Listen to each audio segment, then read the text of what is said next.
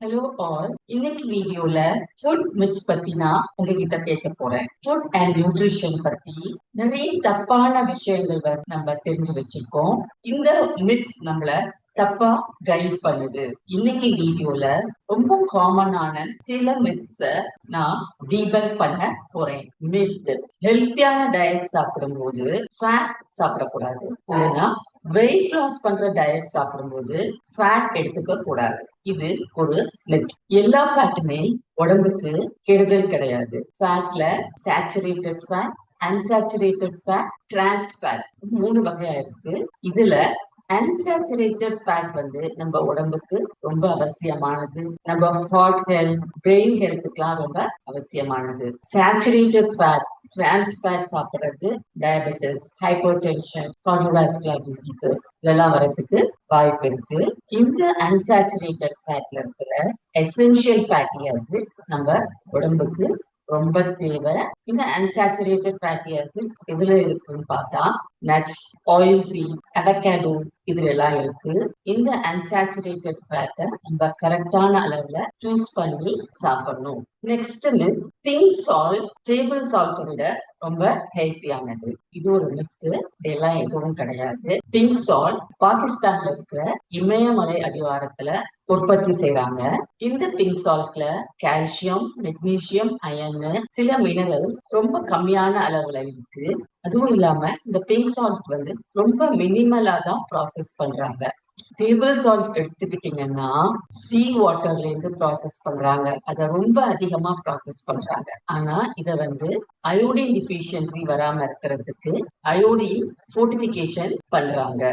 Pink salt, crystal salt, table salt எல்லாத்துலயுமே ஒரே அளவு சோடியம் குளோரைட் தான் இருக்கு. ஆனா இந்த சோடியம் பாத்தீங்கன்னா பிங்க் சால்ட்ல 2200 இருக்கு.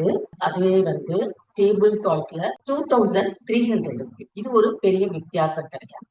இந்த மினரல்ஸ் இருக்கு இல்லையா, பிங்க் சால்ட்ல இருக்கிற மினரல்ஸ்மே ரொம்ப கம்மியான அளவுல தான் இருக்கு. அது பெரிய ஹெல்த் பெனிஃபிட்ஸ் கொடுக்க போறது இல்ல அப்படின்னு சயின்டிபிக்கா ப்ரூவ் பண்ணிருக்கிறாங்க. அதனால பிங்க் சால்ட், டேபிள் சால்ட் ரெண்டும் ஒண்ணுதான். ரெண்டுலயும் ஒரே அளவுதான் சோடியம் குளோரைட் இருக்கு.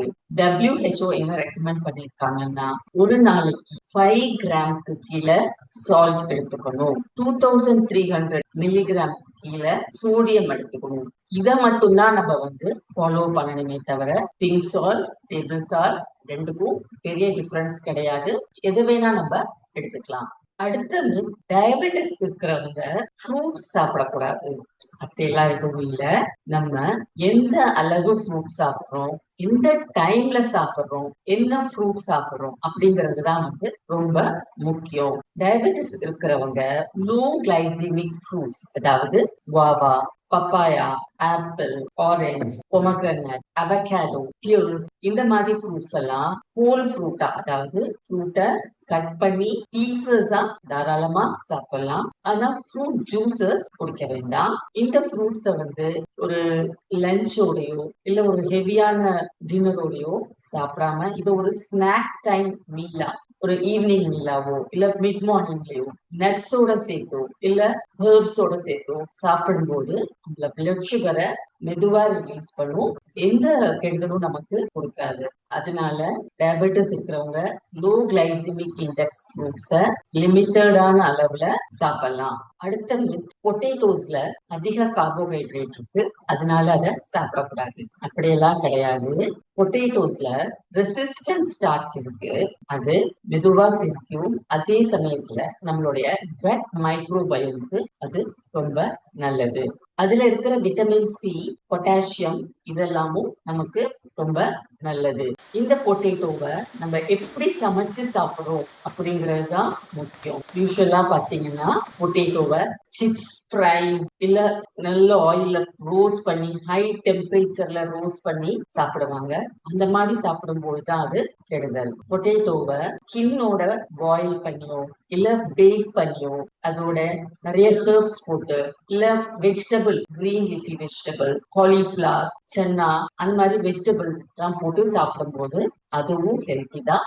அதையும் நம்ம லிமிட்டட் குவான்டிட்டிஸ்ல எடுத்துக்கலாம். அடுத்தது வெஜிடேரியன் ஃபுட் சாப்பிடுறவங்க, அதாவது பிளான்ட் ஃபுட் சாப்பிடுறவங்களுக்கு சரியான அளவுல புரோட்டீன் கிடைக்கிறது இல்ல.